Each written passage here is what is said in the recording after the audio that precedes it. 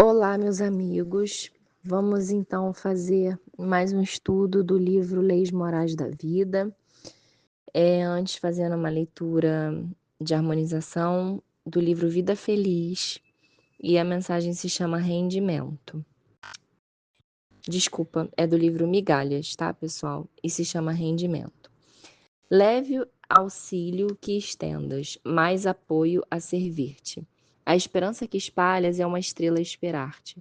Dor que tires dos outros, prova de que te afastas. Doar felicidade é retratá-la em nós. Olha a semente humilde e a colheita dos frutos. Todo bem rende o bem pelas contas de Deus. Então vamos agradecer por mais esse momento, por estarmos aqui reunidos, tendo a oportunidade de ler e estudar um pouco mais sobre o Espiritismo, pedindo que todos possam receber as bênçãos aqui recebidas, as bênçãos aqui compartilhadas, que as nossas vibrações de amor e de cura possam chegar a todos aqueles necessitados, que assim seja, graças a Deus.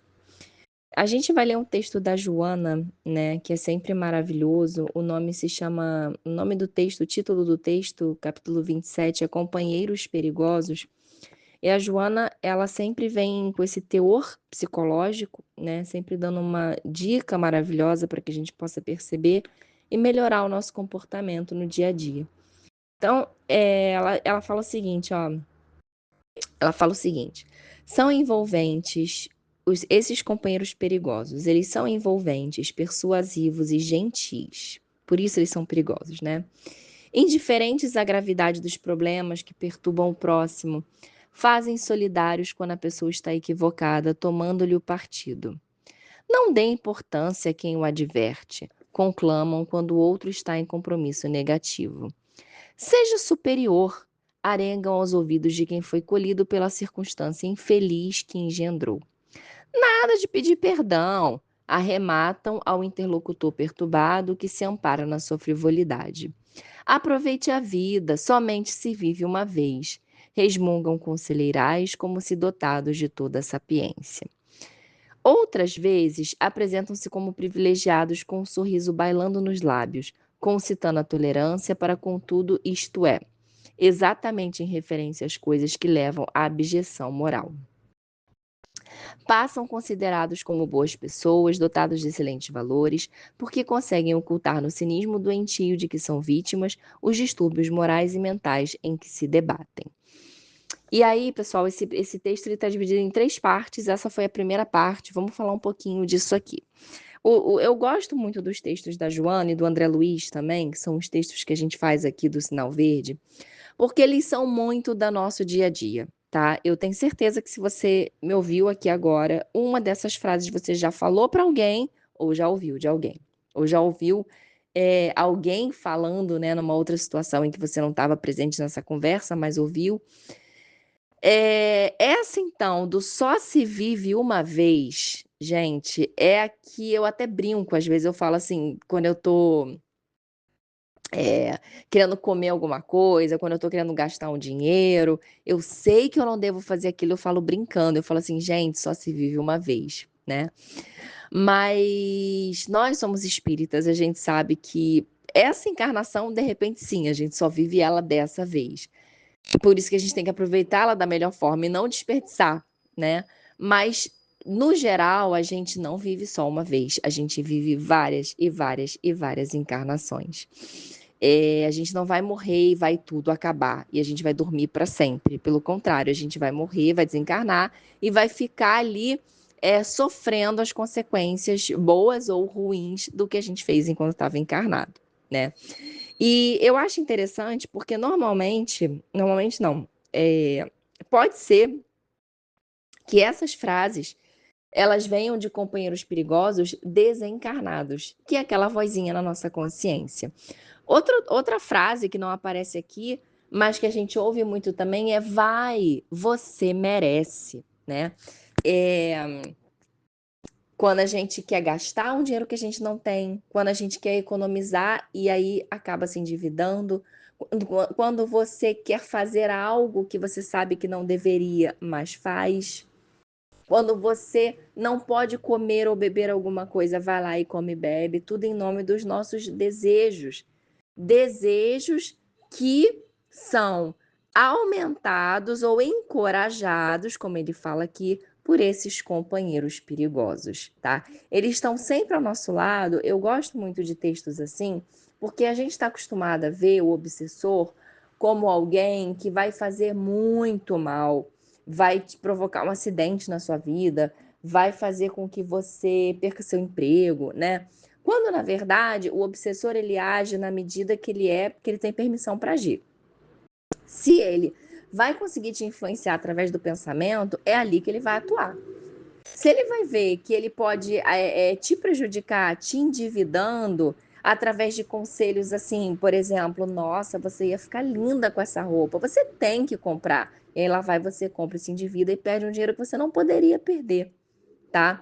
Então é isso que ela fala nesse primeiro trecho. Sabes bem que ninguém te aplauda ou abjurgue quando acertas ou erra. A palavra estimulante é de significação valiosa, indispensável mesmo. As expressões encomiásticas, todavia, alardeando qualidades que não possuis, trazem o bafo da loucura e levam ao desequilíbrio. Nesse sentido, a crítica de qualquer natureza, quando procedente, mesmo ácida, sempre merece consideração, tá? Então, ele está falando aqui para a gente sempre avaliar aquilo que chega, aquele conselho que chega, aquele comentário que chega, né? Pode ser sim de um companheiro perigoso, pode ser sim porque ele, como ela fala aqui no início, ó, são envolventes, persuasivos e gentis, a ponto de fazer com que a gente ache que está errado e eles estão certos, tá? E no último pedaço, ela fala: pessoas apontam-te os erros quando estás ausente, censurando-te. Não obstante, refugiam-se na tua presença, elogiando-te. Companheiros atiram os teus erros à tua face em nome da lealdade, desanimando-te. Agem erradamente. São perigosos, quão insensatos. Reflexiona com calma em torno dos teus atos e ouve a consciência. Se persistes em dúvida quanto ao acerto desta ou daquela atitude, consulta o Evangelho e ele te responderá. Se quiseres, entenderás a mensagem que ele dimana, compreendendo como deverás atuar de outra vez com retidão. Nem todos possuem capacidade de discernimento para ajudar com acerto. E aqui ele está falando que, assim, às vezes a pessoa não vai nem fazer por mal, mas porque para ela aquilo é o certo. Então, ela tem essa ideia de que você não deve perdoar, que você tem que ser mal mesmo, que você não deve ajudar, que você que tem que vir primeiro, que só se vive uma vez, que dinheiro é para gastar, né? Todas essas coisas. Mas a pessoa faz desse jeito e ela acha que o certo é desse jeito. Então não tem como ela dizer para você uma coisa que ela acha que é certo para ela. Não tem como ela dizer algo diferente disso, né? Então por isso que ele fala, pensa direitinho, consulta o evangelho. Não consulta pessoas, consulte o evangelho, porque pessoas vão te dar conselhos do que elas acham certo, né? Nem todos possuem essa capacidade. O conselho alheio é respeitável, mas não imprescindível. Considera as opiniões, os arrazoados, os palpites dos seus amigos. Tem, porém, cuidado com aqueles que, embora aparentem amizade, são adversários perigosos disfarçados. Por isso, em qualquer circunstância, segue, consulta e ouve Jesus, que nunca erra, jamais abandona e ajuda sempre com amor. Gente, esse texto, ele é muito maravilhoso, assim, né? Eu sempre falo uma coisa quando eu estou estudando a Joana ou o André Luiz, eu falo que são textos que a gente tem que guardar no bolso, mas são tantos os textos que não dá mais para guardar no bolso. Então, o ideal é que a gente leia várias vezes para guardar na cabeça mesmo, né? Porque é isso, o que eu vejo do que a Joana está falando aqui e que eu percebo muito no meu dia a dia é que as pessoas mentem. Mentem porque são ignorantes, mentem porque estão dominadas pelo ego, mentem porque querem se sair melhores, mentem porque têm vergonha de dizer que não sabem. E quando elas mentem, elas estão mentindo para você que está pedindo um conselho. Elas estão mentindo para você que está querendo uma ajuda. E essa mentira, como eu falei, ela é por vários motivos. E não significa que a pessoa te queira mal. Às vezes ela quer também, às vezes é uma pessoa que faz de propósito, mas muitas das vezes não é por mal. A pessoa até quer o seu bem, mas o bem para ela não é o bem para você. Independente se realmente é bem ou não é bom ou não é bom, mas não é bom para você. Não é aquela coisa que a gente ouve, não se compare, porque cada pessoa tem a sua existência, né? Então consulte Jesus. Ah, mas Jesus vai falar uma coisa que eu não sou capaz de fazer ainda. Mas tenta fazer o próximo. Ou pelo menos usa isso como uma coisa para o discernimento, né? Então, não tem como dar errado quando a gente segue Jesus. Ah, eu tenho um vestido, eu quero comprar mais 2. Se volta para Jesus. Será que você precisa de 3 vestidos realmente? Será que você tem ocasiões para você vestir esses 3 vestidos? Ou você quer estar muito bem vestida para parecer para alguém, ou para parecer algo que você não é, ou para cobrir alguma fuga de alguma outra coisa que na verdade você está muito infeliz e está entupindo o seu armário de roupa, de sapato, de bolsa, né? Então, assim, pessoal, é como ele fala aqui, não deixa de ouvir os seus amigos, né? Então não deixa de ouvir os seus pensamentos também, não deixe de considerar as suas vontades, mas pense, reflita e na dúvida consulte Jesus. Então essa é a mensagem que fica desse texto maravilhoso da Joana, dos companheiros perigosos, tá? Que a gente possa, já aproveitando e fazendo a nossa prece, que a gente possa estar sempre atento a esses companheiros. A gente vai percebendo, né, quando são eles, principalmente as vozes da nossa cabeça, né? Os desencarnados ali, influenciando. Então a gente percebe, a gente sabe, e a gente só tem a pedir que cada vez mais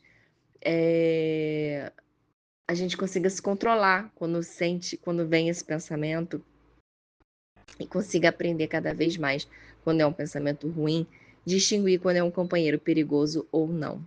Eu espero que esse texto tenha ajudado vocês e pedindo muita paz e muita luz para todos aqui presentes. Que assim seja, graças a Deus.